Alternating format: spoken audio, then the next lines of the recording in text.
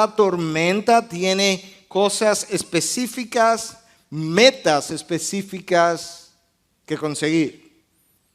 Tiene una meta a la que Dios quiere llevarme, donde yo tengo que arribar. Tiene un propósito definido, porque como todas las cosas cooperan para bien, de esa misma manera cada tormenta no solamente coopera para bien, pero cada tormenta se levanta en mi vida con un propósito definido, porque Dios la está no solamente levantando, sino también orquestándola. Dios la orquesta, ya sea enviándola directamente o permitiéndola. En ambos casos Él permanece en control. Y eso es algo que yo necesito reconocer. Decía Warren Wiersbe en uno de sus libros acerca de dificultades en la vida, que nosotros enfrentamos en nuestras vidas tormentas correctivas y tormentas de perfección. Tormentas correctivas cuando Dios nos disciplina y tormentas de perfección cuando Dios simplemente está tratando de santificarme. En este caso, hasta donde nosotros podemos ver, no hay nada pecaminoso que los discípulos hubiesen hecho previo a esta experiencia, de manera que pudiéramos concluir, de una manera simple quizás, pero pudiéramos concluir que esta es una tormenta de perfección de su caminar, de perfección de su carácter, de su santificación a lo largo del camino. Y las tormentas de corrección tienen muchas veces un propósito, tienen la finalidad de quebrar mi orgullo, la finalidad de deshacerme de mi autosuficiencia, o la finalidad de corregir un mal hábito que yo había cultivado, o la rebeldía en nosotros, o el espíritu de desobediencia, y nos fuerzan entonces a someternos a su voluntad. Por otro lado, las tormentas de perfección tienen la finalidad de fortalecer mi carácter, de ayudarme, de empujarme hacia adelante, hacia arriba en mi camino de santificación. A veces tienen la finalidad de debilitar mis emociones negativas, como lo es el temor. De tal forma que esas tormentas nos enseñan a confiar en Dios, a depositar mi confianza en las manos del Dios que está demostrando en los evangelios que Él tiene control sobre todas las circunstancias que sus hijos pudieran enfrentar en la vida. Y a pesar de esa demostración, en cada una de las circunstancias futuras, como que de alguna manera nosotros olvidamos el récord de Dios en las experiencias anteriores, y es como si estuviéramos enfrentando una nueva dificultad por primera vez. De tal forma que a manera de introducción pudiéramos decir que la lección número 1 en este texto es que yo tengo tormentas de corrección y tormentas de perfección.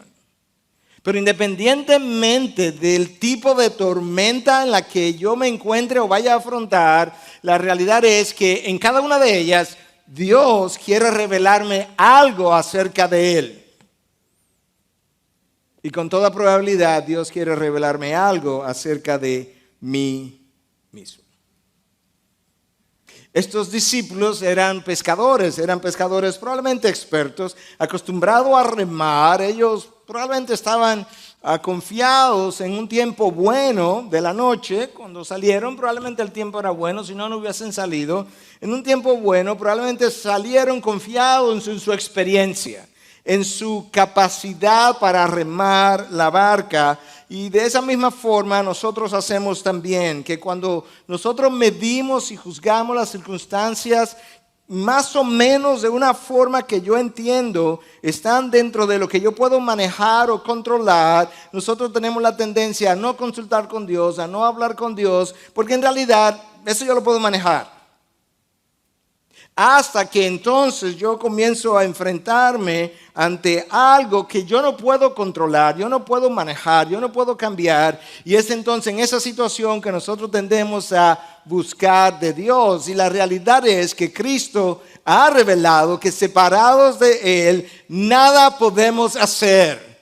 No hay circunstancias pequeñas o grandes que yo no debiera manejar con la presencia de Dios, que yo no debiera traer a Dios. Y nosotros tenemos que admitir que usualmente nosotros medimos rápidamente, de una forma subconsciente, el tamaño de la tormenta, el tamaño del problema, el tamaño de la dificultad, y entonces decimos, esta es para mí. Esta yo la puedo manejar. Yo no tengo que orar para eso. Pero yo tengo que recordar lo que Cristo ha revelado. Y también tengo que recordar que hay tormentas correctivas de esa forma de pensar y tormentas de perfección. Jonás entró en una tormenta, usted recordará. La tormenta se levanta y Jonás es tirado al mar y es estragado por este gran pez. Y adentro en ese estómago debió haber tenido otro tipo de tormenta entonces. Porque desobedeció a Dios. Pero resulta que esta tormenta en lo que los discípulos se encuentran es porque obedecieron a Dios. Jesús dice, pasemos al otro lado, y ellos inmediatamente recogieron y nos fuimos. De tal forma que yo tengo tormentas en las que yo entro por desobedecer a Dios y tormentas que yo atravieso por obedecer a Dios. Y ahí hay otra lección, y es que la obediencia a Dios no garantiza que yo no tenga que atravesar circunstancias de esta índole o de este tamaño. Fue la obediencia al Padre que llevó a Cristo a una enorme tormenta emocional hasta el punto de sudar gotas de sangre en Getsemaní y de ahí a la cruz. Fue la obediencia a Dios que llevó a Pablo a tener cadenas y aflicciones en cada una de las ciudades que le esperaban visitar en el futuro. Y yo creo que nosotros necesitamos entender eso porque muchos de los problemas del cristiano, muchas de las frustraciones del cristiano, mucha de su desesperanza tiene que ver con expectativas irreales de la vida. Dios nunca ha garantizado un vuelo sin turbulencia. Lo que Él ha garantizado es un aterrizaje suave y seguro. Pero el vuelo sin turbulencia Dios nunca lo ha garantizado. De hecho, yo creo que Él garantizó todo lo opuesto. En esta vida tendréis tribulación, pero confiad en mí. Jonás desobedece y entra en tormenta. Los discípulos obedecen y entran en tormenta. La obediencia a Dios no me garantiza y no me libra de entrar en tormentas. Lección número 2. Jesús quiere ir al otro lado, quizás a predicar el evangelio, como ya dijimos. Las multitudes le quieren seguir, pero no pueden en este momento. Habían algunas otras barcas alrededor que Marcos observa, y eso nos da una idea al leer el relato que probablemente es alguien que fue testigo ocular de los hechos, que presta atención a esos detalles, de que habían otros barcos alrededor. Y de dónde Jesús estaba durmiendo en la popa de la barca.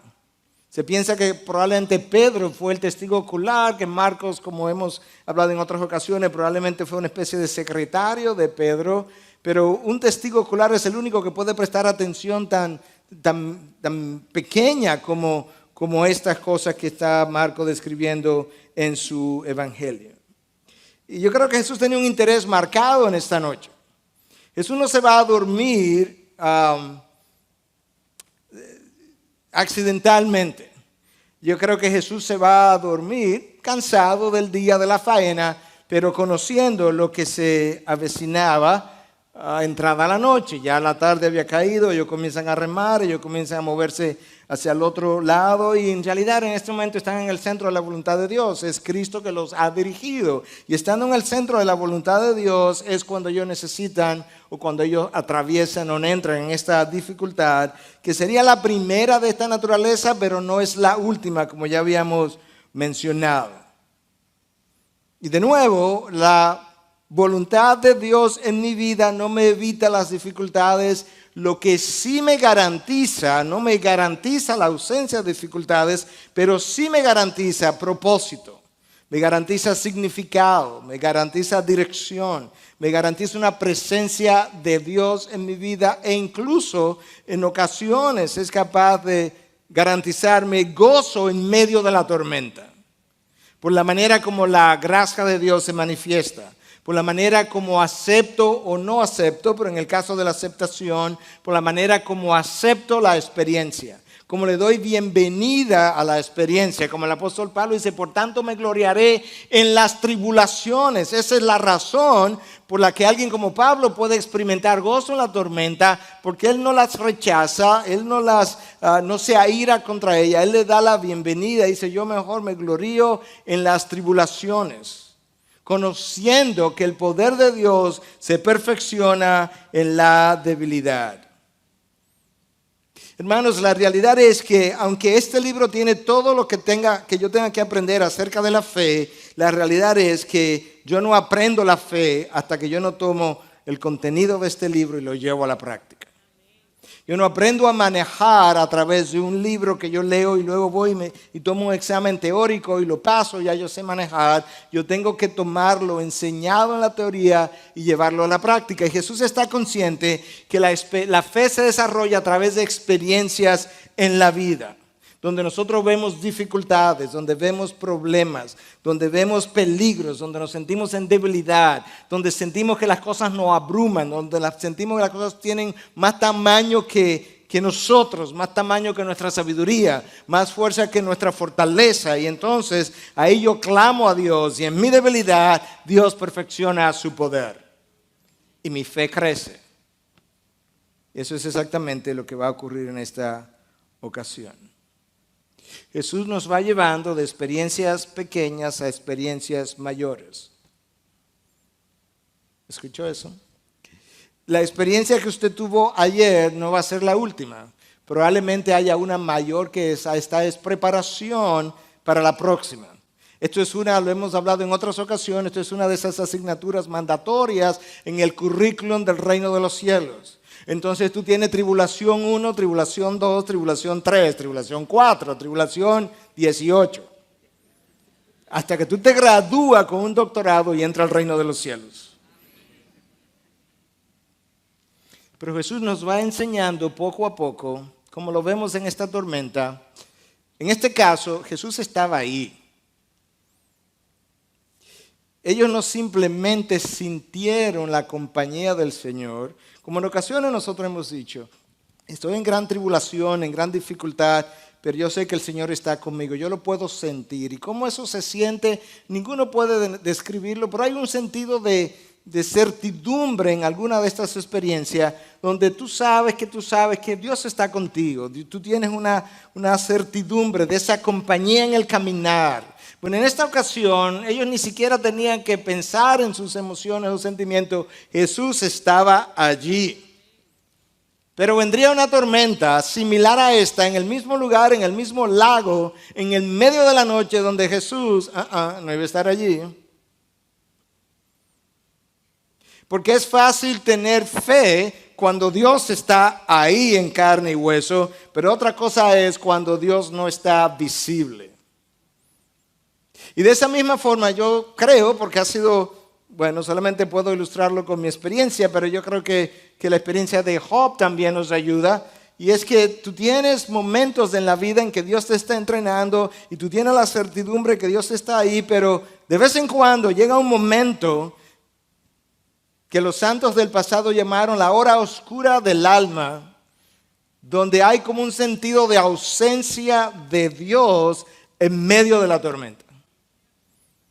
Eso es exactamente la experiencia de Job. Lo que más frustraba a Job era que él estaba seguro, hasta donde él podía entender, que él no había pecado contra Dios, pero él no encontraba a Dios para hablar con Dios. Si hay algo que frustraba al profeta Habacuc, que es que él está tratando de que Dios le dé una explicación acerca de la maldad en los tiempos en que él profetizó, y en un momento dado él dice, pues yo me voy a parar en esta torre a esperar que Dios me hable, a esperar que Dios aparezca, porque en ese momento había un sentido de la ausencia de Dios en su vida. Pero eso es parte del entrenamiento. Nosotros tenemos que ser entrenados a confiar no en mis sentimientos, no en mis emociones, sino a confiar en la revelación de Dios. Jill Briscoe, la esposa del pastor Briscoe, decía en una ocasión, cuando tú no puedas sentir a Dios con tus sentimientos, con tus emociones. Siéntelo con tu fe. Fe en lo revelado. Fe en lo que Él ha hablado. Fe en lo que Él ha prometido. Y yo creo que esa es la tercera lección con la que yo quisiera dejarlo en esta mañana. Cuando no puedas sentir a Dios alrededor de ti, cree su palabra y no tus sentimientos, y siéntelo con tu fe y no con tus emociones. Una vez más. Cuando no puedas sentir a Dios alrededor de ti, especialmente en medio de la tormenta, cree su palabra y no tus sentimientos, y siéntelo con tu fe y no con tus emociones. Pastor, yo creo que Dios me ha abandonado. No, Dios ha dicho, nunca te dejaré ni te desampararé. Pastor, yo creo que Dios no me ama. No, Dios dio a su Hijo por mí. No hay manera que ahora que yo soy su Hijo, Él no me esté amando igual. Yo tengo que sentirlo por lo que la palabra dice. Yo tengo que creer su revelación por encima de mis emociones. Sobre todo en esta generación, como decía Ravi Zachariah, que tenemos una generación que oye con los ojos y piensa con las emociones. El pastor Joel decía hace un rato que él no podía ver bien que le prestara mis lentes, y yo iba a decir a manera de broma que no se lo puedo prestar porque él no ve sin los lentes, pero yo no oigo sin los lentes. Bueno, no es exactamente así, pero esta generación oye con los ojos y piensa con las emociones.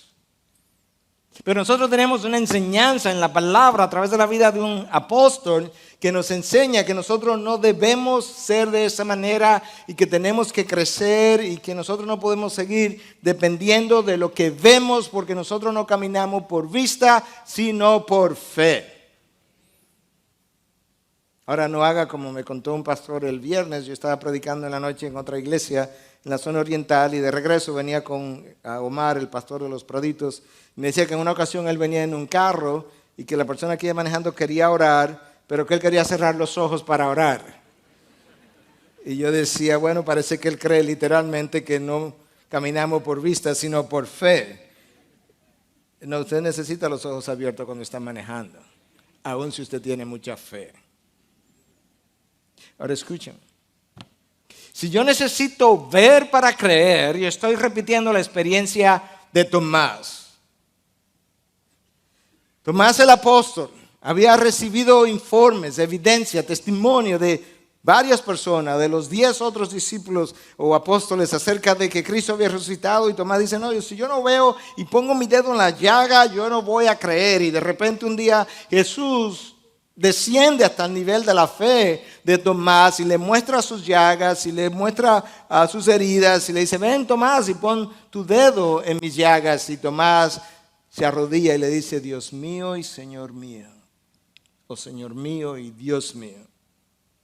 Tú esperarías que Jesús hubiese dicho en ese momento, qué bueno Tomás, gracias por reconocer mi señorío, gracias por proclamarme Dios. Escucha las palabras de Jesús. Porque me has visto, has creído. Dichosos los que no vieron y sin embargo creyeron.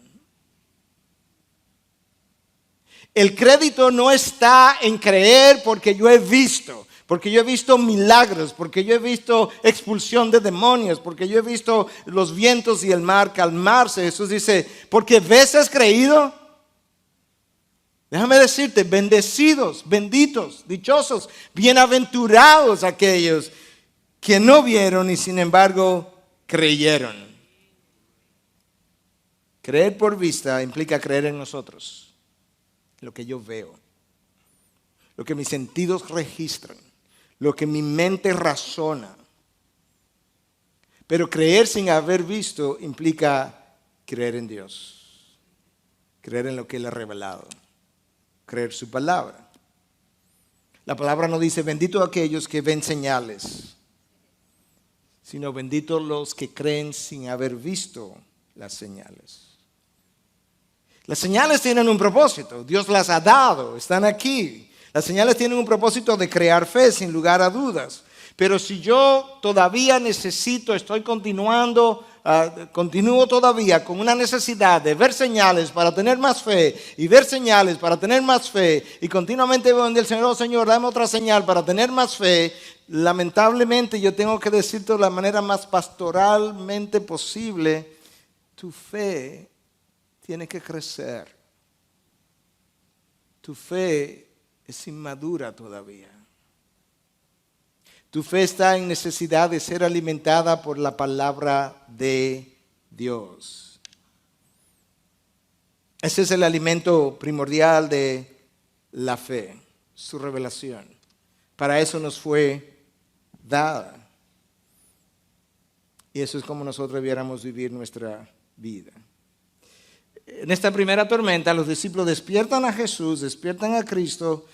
Y al despertarlo, ellos esperaban que Él los ayudara de alguna u otra manera. En la próxima tormenta, Cristo no va a estar ahí para ser despertado. Ellos tenían que aprender a confiar. Ellos tendrían que aprender a confiar y a preocuparse menos. Ellos tenían que aprender a confiar y a remar menos. Ellos sabían remar bien, lo que no sabían era confiar bien. Cristo sabía que llegaría un tiempo, pronto relativamente hablando, cuando Él no estaría en ningún lugar. En esta ocasión Él está en la barca, la próxima Él estará en la montaña orando y desde lejos los veía. La próxima vez Él no estaría ni en la barca, ni en la montaña, ni en el planeta Tierra y ellos tendrían que confiar en Él fuera de esta creación visible para ellos. Es su entrenamiento, poco a poco. Y mientras ellos están en medio de la tormenta, en pánico, el maestro está roncando en medio de la tormenta. ¿Puedes creer eso? ¿Tú puedes creer que hay gente que mientras otras tribulan, ellas descansan? Hermano, nosotros nos cansamos más por el nivel de preocupación con el que vivimos. El nivel de preocupación con el que nosotros manejamos la vida. Anoche yo le decía a mi esposa, estoy atrasado con el viaje, yo tengo que predicar el segundo sermón y antes de que el culto termine yo tengo que salir corriendo para el aeropuerto porque si no pierdo el avión. Y a las 6 de la mañana comencé a arreglar la maleta, literalmente, pero ¿sabes qué? Dios ha estado en control de todo eso.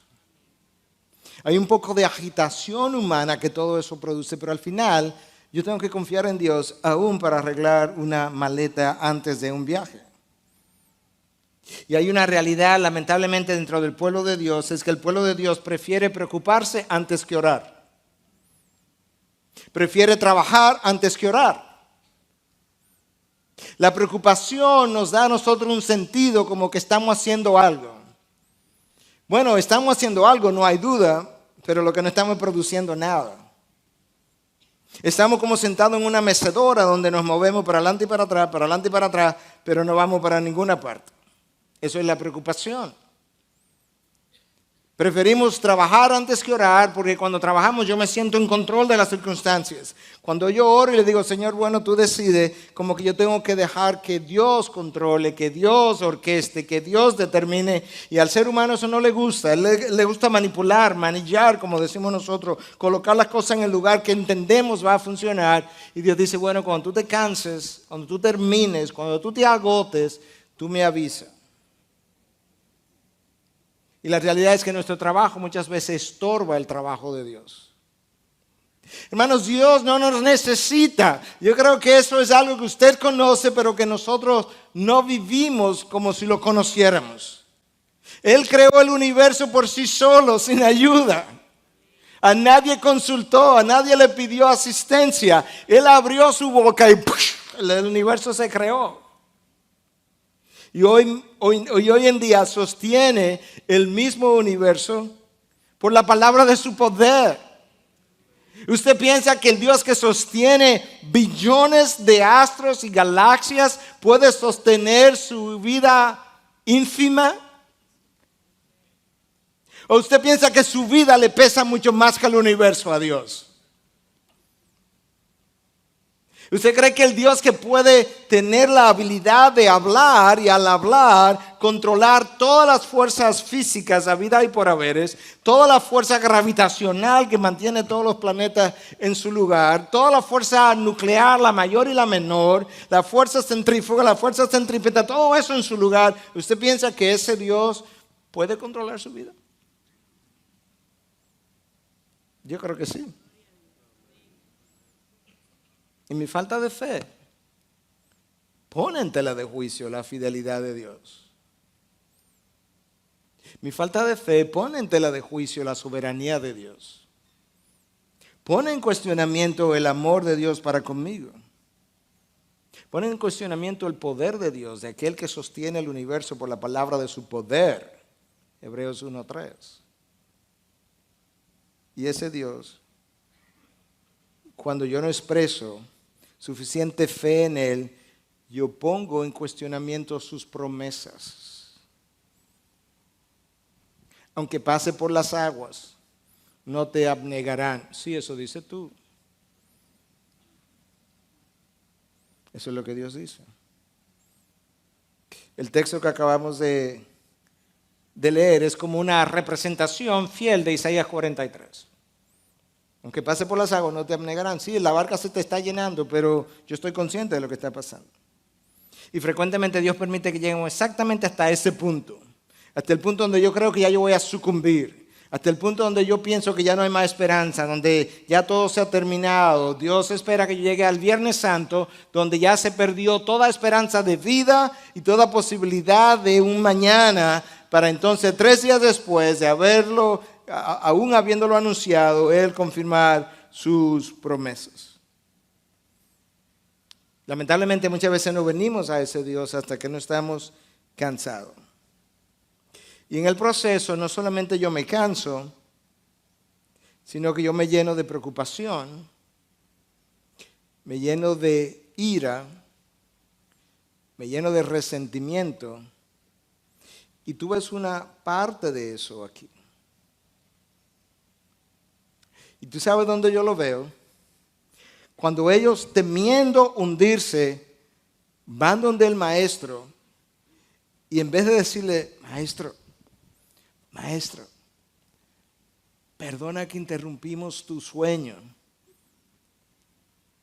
pero como tú no te has percatado, estamos a punto de hundirnos.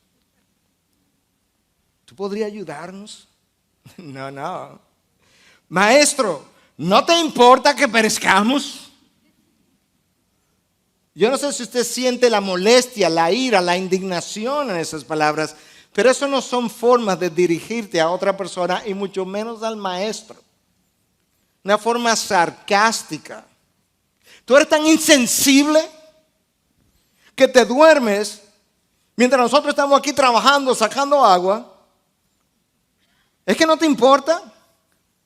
Si tú te quieres morir, nosotros no. Están airados, están molestos con el maestro en ese momento.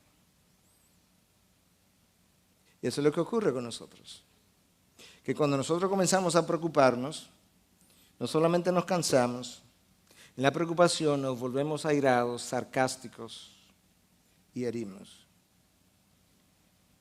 Y esto es como se da. El inicio, el origen, la fuente, es una falta de fe que nos llena de temor. Falta de fe, temor. El temor produce en nosotros o nos vuelve irritable. Pero mira dónde comenzamos. Falta de fe, temor, irritación. Y la irritación nos lleva a herir y respetar al otro y nos consideramos justificados. Imagínate que en ese momento le hubiéramos dicho, no sé a quién habló de esa manera, quizás Pedro, no sé, pobre Pedro. Esas son formas de hablarle al maestro. Yo imagino que le hubiera dicho, pues claro, tú no ves que nos estamos hundiendo y el maestro durmiendo. Nos sentimos justificados en el temor a hacer y a decir lo que nosotros queremos. Sobre todo si estamos en medio de la oscuridad, en medio del mar o del lago de Getsemaní, con los vientos soplando y las olas llenando la barca. yo creo que yo hubiese estado atemorizado también. Yo no estoy tratando de ponerme por encima de los apóstoles. Yo no he estado allí. Recuerde que no podemos ser muy juzgadores de cosas que nosotros no hemos vivido. Yo no sé cómo yo hubiese reaccionado, de manera que vayamos al paso y seamos humildes y digamos, si así somos. Cuando nosotros estamos atemorizados, nosotros no vemos las cosas como son. O sea, Cristo, el obrador de milagros, ellos no lo vieron como Él era. Porque cuando yo estoy atemorizado, yo no veo las cosas como son. Mis peligros, yo los magnifico. Mis riesgos, yo los magnifico. Nosotros magnificamos la realidad de lo que estamos viviendo, lo transmitimos de esa manera y llegamos a conclusiones erróneas. Y tenemos entonces lo que se llama pensamientos catastróficos. Nunca va a servir. Yo más nunca voy a poder hacer. Esto jamás va a funcionar. Mi vida terminó. Pensamientos catastróficos. Pero Jesús dice, creer en mí. Yo he vencido al mundo. Temor, fruto de falta de fe, irritación, distorsión de la realidad, conclusiones erróneas. Y ahí donde tú y yo no queremos estar. Lección número 4, cuando estoy ansioso, cuando tengo temor, debo recordar que mi ansiedad distorsiona la realidad y la magnifica, llevándome frecuentemente a conclusiones equivocadas. La gran mayoría de nosotros no nos gusta tomar riesgo. Ellos se tomaron un riesgo cada vez que entraron al mar. Decimos al leer la Biblia, el Señor es todopoderoso. Todas las cosas cooperan para bien. Él es mi escudo y mi fortaleza. Él es la roca firme. Él me ha redimido. Aunque pase por el fuego, no me quemaré. Aunque pase por las aguas, no me anegarán. Pero cuando llega el día de la prueba, se me olvidaron todos los versículos. Los versículos no los encuentro. No vengas ya tú con Biblia ahora.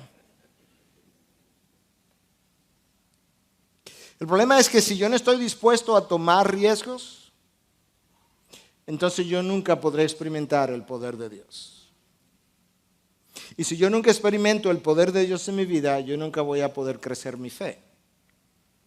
Mi fe crece como resultado de haber experimentado el poder de Dios, que no tiene que ser algo sobrenatural en el sentido de ver la tormenta calmarse, pero el poder de Dios en medio de la dificultad, su gracia o su perdón, o un milagro en medio de una enfermedad, ¿por qué no? Cualquiera de esas cosas. Pero a menos que yo experimente el poder de Dios, mi fe nunca crecerá. Para que mi fe crezca, yo tendré que experimentar el poder de Dios. Para que el poder de Dios pueda ser experimentado, yo tendré que encontrarme en circunstancias donde el poder de Dios sea necesitado. Y para yo poder encontrarme en esas circunstancias, yo tendré que tomar riesgos. Y para atreverme a tomar riesgos, yo voy a tener que confiar en lo que Él ha revelado. ¿Te das cuenta cómo es como un círculo no vicioso, sino virtuoso? Jesús se levanta y el texto dice que reprendió al viento y dijo al mar, cálmate, sosiégate. Y el viento cesó y sobrevino una gran calma.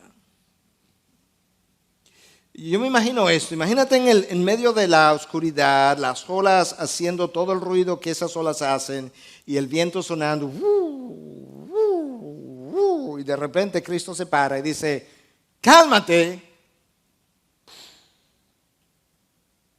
Yo creo que el contraste entre ese ruido enorme de agua y viento junto y ellos gritando y esta calma aterradora, yo diría, en medio de la noche, de repente, eso solo es como para chocar a uno y decir, ¿qué fue lo que pasó?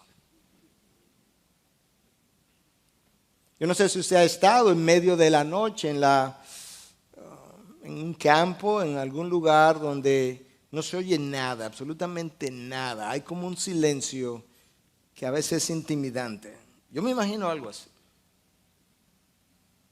La palabra que Marcos traduce o que Marcos usa y traducida al español como reprendió es una palabra griega que es usada por Cristo cuando Él reprende demonios.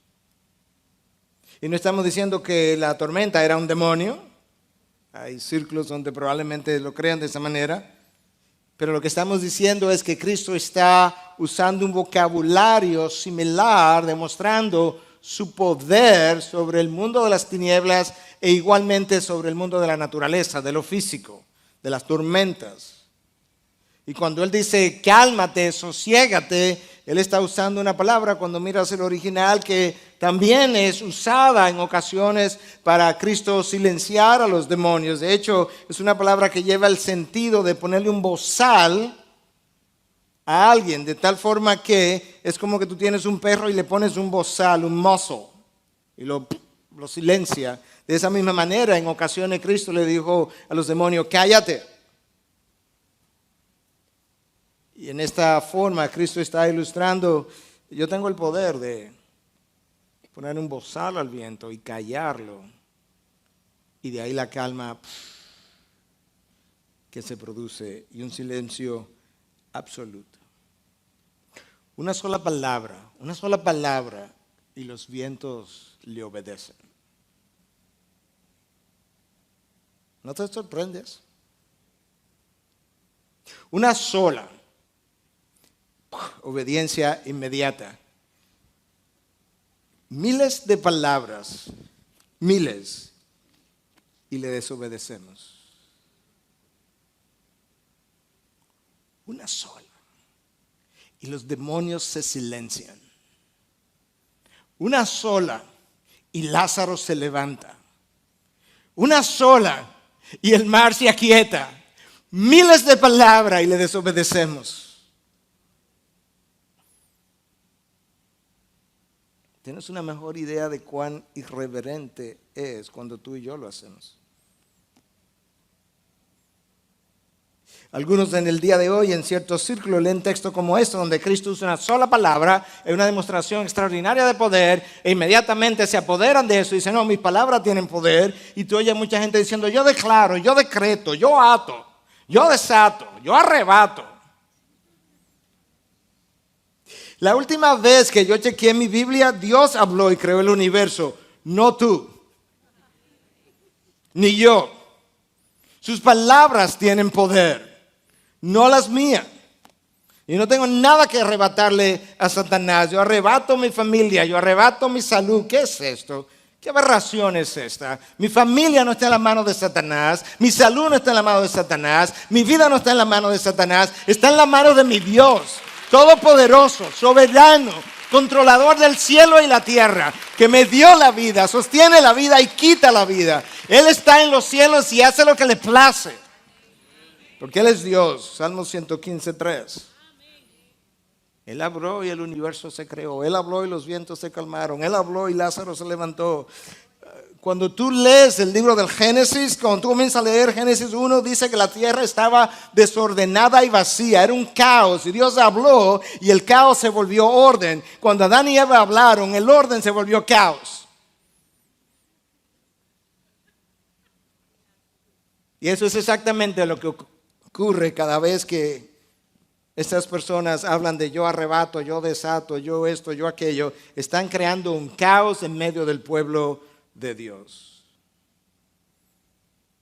El poder de crear la realidad no está en mí, está en Dios. El poder de cambiar las circunstancias no está en mí, está en Dios. Él es el que ha declarado que Él está en los cielos y hace lo que le place. Él es el que ha declarado que Él crea la luz y Él crea las tinieblas. Él es el que ha declarado que Él da la vida, Él sostiene la vida y Él quita la vida. Nadie más. Solo nuestra generación egocéntrica de hoy en día, con una idea agrandada de sí mismo, puede pensar algo distinto. Jesús es levantado, Él increpa los vientos, una sola palabra. Y aquí al final del texto, de la experiencia, hay varias cosas que a mí me llaman la atención. Y en primer lugar me llama la atención la extraordinaria humildad de Jesús. Yo no sé cómo usted y yo hubiésemos reaccionado en medio de la noche con los vientos arreciando, las olas entrando a la barca, si alguien te despierta diciéndote, Miguel, no te importa que perezcamos. Y Jesús absorbe su irrespeto y continúa con ellos. El maestro, el que controla los mares, él absorbe su irrespeto. Y meditando esta semana sobre esto, yo creo que Dios me ayudaba a entender que así es el amor. El amor absorbe las insuficiencias, debilidades del otro. Y eso es lo que Dios hace con nosotros todos los días. Absorber en su ser todas mis debilidades e irreverencias hacia su nombre y su palabra. Llama la atención al final de la experiencia el gran poder de Jesús. Una palabra y listo. Yo creo que llama la atención también la falta de fe de los discípulos. Aquí está, ¿por qué estáis amedrentados? ¿Cómo no tenéis fe? Si hay algo que continuamente a Jesús le llamó la atención, fue la falta de fe de aquellos que le seguían. De hecho, cuando tú sigues leyendo en Marcos 5, Marcos 6, tú llegas a Marcos 6, y en Marcos 6, 6, yo no me había percatado, por lo menos de la manera como está descrito ese versículo. Escucha lo que dice, y estaba maravillado de la incredulidad de ellos. Oye, la incredulidad debió haber sido grande. Maravillar a Dios de la incredulidad tuya tiene que haber sido grande. Cristo está haciendo milagros, está expulsando demonios, está levantando a la hija de Lázaro, está sanando a esta mujer sangrando. Cuando Él termina de todo eso, Él mira lo que está pasando en la población y dice que Él se maravillaba de su incredulidad. En este caso, Él sabe que ha tenido tiempo cercano con los discípulos y dice, ¿por qué os amedrentáis? ¿Cómo no tenéis fe? Y una y otra vez Cristo llama la atención sobre ellos por ser hombres de poca fe. Llama la atención la humildad de Jesús, llama la atención el poder extraordinario de Jesús, llama la atención la falta de fe de los discípulos y llama la atención la ignorancia de los discípulos acerca de la persona de Jesús. Escucha cómo es que termina el texto. ¿Quién pues es este que aún el viento y el mar le obedecen? Ellos no saben. Realmente ellos no saben. Y como no saben, tendremos que tener otra tormenta. Y en la segunda tormenta, ¿sabe cómo termina la segunda tormenta? Con estos mismos hombres y esto es lo que ellos dicen. Recuerda lo que dijeron ahora. ¿Quién es este que ante los vientos le obedecen? En la próxima tormenta ellos dicen, verdaderamente eres el Hijo de Dios. Y le adoraron. Finalmente aprendieron. Finalmente saben quién yo soy y tuvieron la reacción que debieron haber tenido en el primer lugar. Verdaderamente eres el Hijo de Dios y se postraron y le adoraron. Eso es lo que esta primera tormenta debió haber hecho, pero no lo hizo. Entonces vamos para la segunda tormenta. Una y otra vez llama la atención la paciencia de Jesús, pero como el amor es paciente y su amor es infinito, así mismo su paciencia es infinita. Y tolera todos estos abruptos de los discípulos. Si nosotros pensamos en nuestras vidas y pensamos a través de los evangelios, nosotros tenemos que concluir, nosotros tenemos miedo a las enfermedades, ¿o no? Bueno, Jesús la sanó. Nosotros le tenemos miedo a la muerte, muchos de nosotros, Jesús la conquistó. Nosotros le tenemos miedo a la falta de provisión. El día de mañana quizá no tengo con qué comer. Bueno, Jesús te multiplicó los panes, te dio de comer. Nosotros le tenemos miedo a las fuerzas de las tinieblas. Bueno, Jesús las expulsó, eventualmente las desarmó en la cruz. Las hizo someter a veces con una sola palabra. Y nosotros le tenemos miedo a las fuerzas de la naturaleza, un terremoto, un huracán. Y Jesús calmó las fuerzas de la naturaleza. Y con cada una de esas cosas nos estaba diciendo, a partir de ahora tú no tienes ninguna excusa para preocuparte.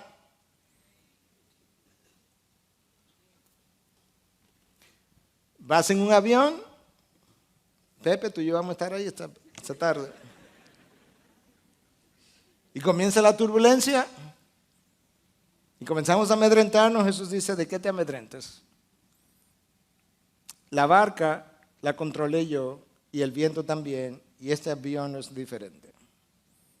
Tranquilo. Nosotros no queremos ser hombres y mujeres de poca fe. La admonestación acerca de poca fe aparece en Marcos 7:18, aparte de este texto, en Marcos 8:17 y 18, Marcos 8:21, 8:32, 8:33 y 9:19. Es como, ¿cuándo van a tener fe en mí finalmente? Y Dios quiere que tú y yo desarrollemos esa fe. Porque es la confianza en Él lo que va a hacer que el temor vaya desapareciendo. Yo tengo que creer más en el amor infinito e incondicional de Dios para mí. ¿Sabes por qué? Porque el amor perfecto echa fuera el temor. Mi temor, de acuerdo a lo revelado en la palabra, en parte es una evidencia de que yo no he acabado de comprender o de aceptar el amor incondicional de Dios, porque el perfecto amor echa fuera el temor. A mayor experiencia con el amor de Dios, menor mi temor. Yo necesito entonces experimentar más su amor. Tú ves ahora, al final de la experiencia, que hay muchas cosas que han salido a relucir, pero la pudiéramos resumir en dos. Hay cosas del corazón de los discípulos que salió a relucir, y hay cosas del corazón de Jesús, del ser, de la persona de Jesús, que salieron a relucir. Dios tomó la tormenta, y eso es el caso en todas nuestras tormentas, y las usa para revelar cosas de nosotros que nosotros no conocemos y traerla al tapete. Y Dios usa la misma tormenta para revelar cosas acerca de Él. Las tormentas de Dios no solamente son correctivas, no solamente son preventivas, muchas de ellas, pero las tormentas de Dios son reveladoras de Dios y de mí mismo. Dios revela algo de Él, Dios me revela algo de mí. Y frecuentemente entonces es la preparación para la próxima experiencia. Yo no sé dónde tú estás, pero posiblemente algunos de nosotros estemos en medio de una tormenta. Otros de nosotros quizá estamos viendo el horizonte oscuro, las nubes oscuras, pero la tormenta no ha comenzado. Otros de nosotros estamos en la calma porque pasó la tormenta. Y otros de nosotros estamos tranquilos diciendo, bueno, pues yo no sé de qué el pastor habla porque yo nunca he estado ahí. No te preocupes, no vaya tan rápido que tú vas a estar ahí. Tienes que preocuparte, no te agites. Va a llegar. Yo consulté con meteorología. Me dijeron que viene de camino y en tu dirección. Hay tormentas pequeñas y tormentas grandes. Algunas de ellas vienen envueltas en diferentes tipos de papel. Algunas envueltas en un papel X, dicen afuera, a quien pueda interesar, y nos afecta a muchos. Pero otras vienen con mi nombre, Señor Miguel Núñez, sus manos. Y han sido diseñadas de manera estratégica, específica, definida personalmente para mí. Yo tengo la opción de desesperar, o yo tengo la opción de confiar. Pero hermano, sabes que yo no estoy aquí para acusarte por tu temor, para acusarte por la desesperación, porque no hay ninguna experiencia humana en general de la que yo esté exento o que de alguna manera yo no forme parte de ella. De manera que yo he estado en el temor, yo he estado en la desesperanza, yo he estado en la tormenta, yo he estado en la dificultad y yo he sacado agua de la barca preocupado también. Pero he crecido. Y estoy aquí más que para decirte, tú eres un hombre de poca fe, para decir nosotros en general somos hombres y mujeres de poca fe, pero no tenemos que quedarnos ahí. Dios está tratando de hacerme crecer. Y cuando yo sé eso y confío en el amor incondicional de Dios, yo puedo decir como el apóstol Pablo, me glorío en las tribulaciones, sabiendo que en la tribulación mi Dios será fiel.